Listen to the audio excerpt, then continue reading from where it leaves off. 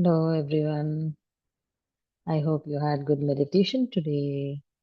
We will understand about the true authority from the Book of Mirdad.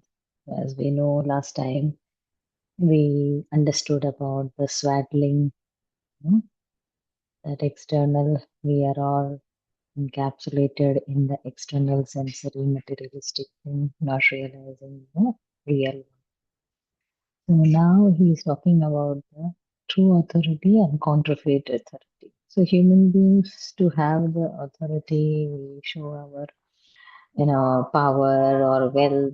You've seen the politicians who are so having power. So in that way, they show their authority.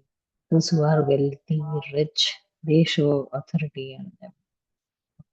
So Mirdad is saying that it is not the true authority which is coming from the well or the power, titles, swords, or fight or anger. These are all counterfeit authority.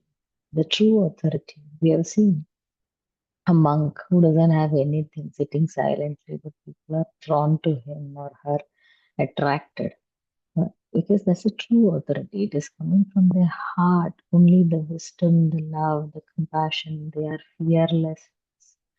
Fearless. They are not bothered about whether the person standing in front of them is a rich man or a poor man or a powerful man or weak person. For them, everything is.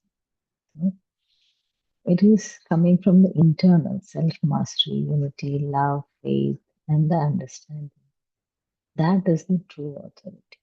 A monk or a person without any power, without any wealth, without any hoardings of the materialistic world, holds the true authority. Rest all is the counterfeit authority which you show upon the others to keep your ego on the high. So this is what Mirdad is trying, because Mirdad then says in a poetic way that Shamadan is not an owner. I am not the servant. Or on the vice versa, you are not the servant, I am not the master.